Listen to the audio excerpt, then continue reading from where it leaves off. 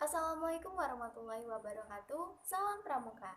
Perkenalkan, nama saya Indah Hartini, NPM 20130533162 dari Prodi PGSD kelas 1D angkatan 2020 Universitas Lampung. Di sini saya akan memenuhi tugas dengan mata kuliah Pendidikan Kepramukaan dengan materi Pramuka Penggalang. Nah, yang pertama saya akan membahas tentang pengertian penggalang. Penggalang adalah sebuah tingkatan dalam pramuka setelah siaga. Biasanya anggota tingkat penggalang ini berusia dari 11 sampai dengan 15 tahun. Kedua, yaitu tingkatan dalam penggalang berdasarkan pencapaian syarat-syarat kecakapan umum pramuka penggalang dapat digolongkan dalam beberapa tingkatan, yang itu: 1. Penggalang ramu, 2. Penggalang rakit, ketiga penggalang terap, dan yang terakhir itu penggalang garuda. Tingkatan penggalang ini juga memiliki syarat-syarat kecakapan umum, syarat-syarat kecakapan khusus yang harus dipenuhi untuk mendapatkan kenaikan tingkat atau tanda kecakapan umum dan mendapatkan tanda kecakapan khusus. Ketiga, yaitu sistem berkelompok. Setiap anggota pramuka penggalang ini dikelompokkan dalam satuan-satuan kecil yang disebut regu. Setiap regu ini biasanya terdiri atas 8 orang penggalang dan dipimpin oleh seorang pimpinan regu atau pinru yang bertanggung jawab penuh atas regunya tersebut. Nah, regu dan penggalang mempunyai nama-nama untuk mengidentifikasi regu tersebut.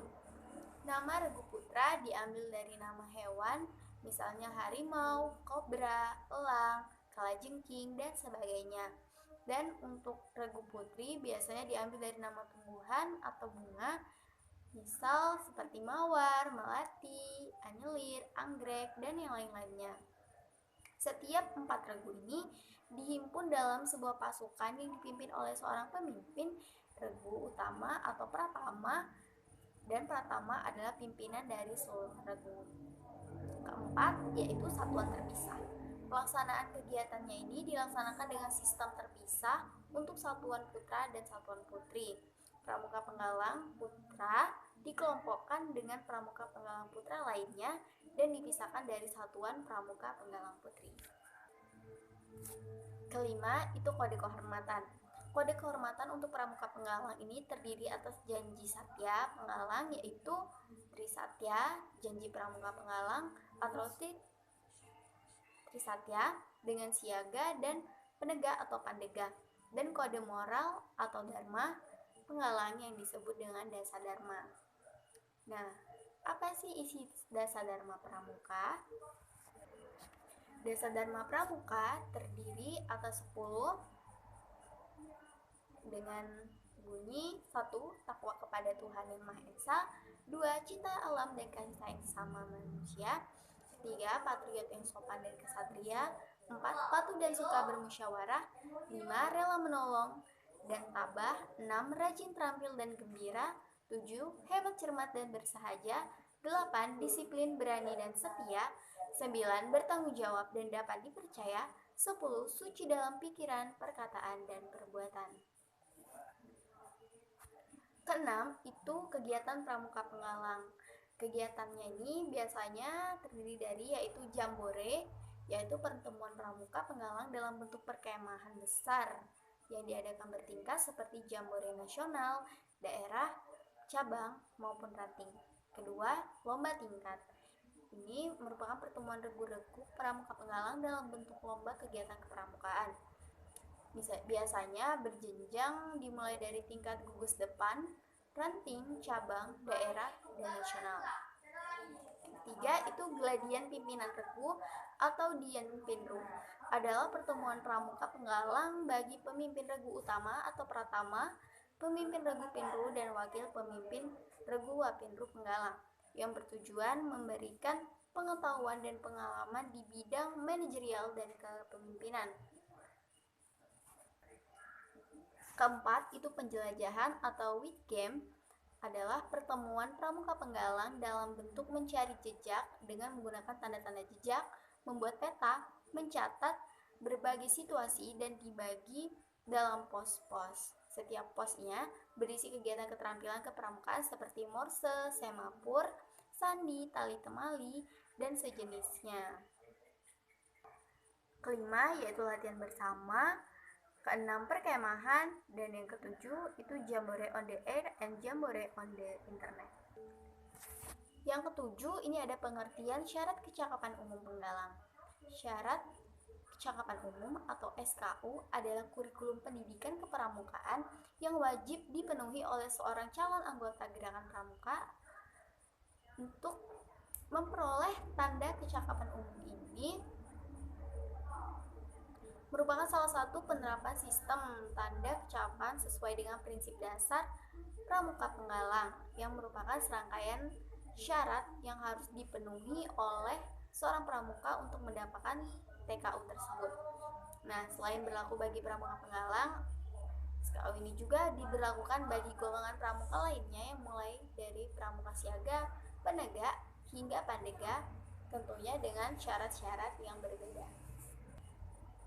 8 yaitu tujuan SKU dan TKU. Tujuannya adalah untuk mendorong dan merangsang pramuka penggalang agar memiliki kecakapan yang berguna bagi hidupnya dan memenuhi persyaratan menjadi anggota gerakan pramuka. Dan ke-9 itu tingkatan SKU penggalang. Tingkatan ini terdiri atas 3 tingkatan atau jenjang, yaitu pertama SKU tingkat penggalang ramu, kedua SKU tingkat penggalang rakit, dan yang ketiga itu SKU tingkat penggalang terang. Ke-10 itu ada tanda kecakapan umum untuk penggalang yang biasa disebut sebagai manggar. Nah, manggar adalah tanda yang diberikan oleh seorang penggalang setelah dia menyelesaikan SKU penggalang tersebut. Syarat-syaratnya itu 1 manggar untuk pramuka penggalang yang telah menyelesaikan SKU ramu, manggar bersusun 2 untuk pramuka penggalang yang telah menyelesaikan SKU rakit, dan 3 manggar bersusun 3 untuk pramuka penggalang yang telah menyelesaikan SKU terang. 11. Ini ada arti kiasan TKU pramuka penggalang. Yang pertama itu mayang terurai bertangkai 3, yaitu menggambarkan bunga yang sedang berkembang indah dan menarik, mengibaratkan pramuka penggalang yang riang, lincah, dan bersikap menarik sebagai calon penerus bangsa yang sedang berkembang menjadi dirinya dengan jiwa pramuka berdasarkan Trisatya. Kedua yaitu mayang terurai mekar ke samping, mengibaratkan semakin terbukanya pandangan penggalang dalam menerima pengaruh yang baik dari lingkungan di sekitarnya. Yang ketiga itu warna merah, melambangkan kemeriahan hidup sesuatu yang sedang berkembang. 12 itu pengertian syarat kecakapan khusus dan tanda kecakapan khusus. Nah, syarat kecakapan khusus ini adalah semua syarat yang harus dipenuhi seorang pramuka untuk memperoleh tanda kecakapan khusus tertentu sesuai dengan usia dan kemampuannya. Nah, SKK ini berlaku bagi anggota pramuka siaga, pramuka penggalang, pramuka penegak, dan pramuka pandega. TKK ini bersifat opsional bagi peserta didik sehingga seorang peserta didik dapat memiliki TKK yang berbeda dari peserta didik lain. Dengan kata lain, seorang pramuka bebas memilih SKK apa saja yang diinginkannya sesuai dengan kemampuan, keterampilan, dan minat bakat yang dia miliki. 13 yaitu penggolongan SKK dan TKK. Nah, ini dikelompokkan atau di dalam 5 golongan. Yang pertama yaitu bidang agama, mental, moral, spiritual, pembentukan pribadi, dan watak. Kedua yaitu bidang patriotisme dan seni budaya. Ketiga bidang kesehatan dan ketangkasan. Keempat bidang keterampilan dan teknik pembangunan. Dan yang kelima yaitu bidang sosial, perikemanusiaan, gotong royong, ketertiban masyarakat, perdamaian dunia, dan lingkungan hidup. Ke-14 yaitu tingkatan tanda kecakapan khusus untuk TKK penggalang. Ini tingkatannya dibagi menjadi 1 yaitu purwa berbentuk lingkaran dengan bingkai berwarna merah. Kedua, madya berbentuk persegi dengan bingkai berwarna merah. Ketiga yaitu utama berbentuk segi 5 dengan bingkai berwarna merah. Dan yang terakhir yaitu ke-15, syarat kecakapan khusus dan tanda kecakapan khusus wajib pramuka penggalang. Nah, yang pertama yaitu ada SKK dan TKK pertolongan pertama pada kecelakaan atau P3K pramuka penggalang. Syaratnya yaitu mengetahui cara dia dapat menolong orang yang kecelakaan, mengetahui cara dan dapat mencegah orang yang hilang, semangat tentunya, pingsan, mati suri, sangat sinar matahari, mengetahui cara dan dapat menggunakan dengan benar pembalut segitiga dan pembalut panjang untuk luka di jari, mengetahui letak urat-urat nadi, dan dapat membuat tandu darurat, dan lain-lainnya.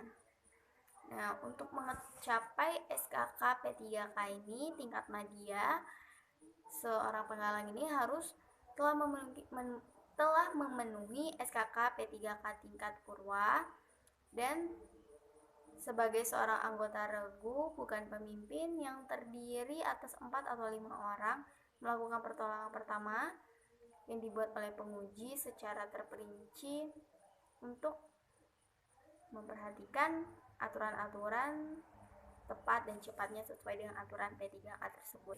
Untuk mencapai SKK P3K dalam tingkat utama, dia harus memenuhi tingkat madya dulu dan mengetahui cara menolong orang kecelakaan parah, mengetahui orang-orang cara ketika sedang pendarahan, memperhatikan cara bertindak apabila ada yang keracunan, geger otak, tersengat listrik, dan yang lain-lainnya.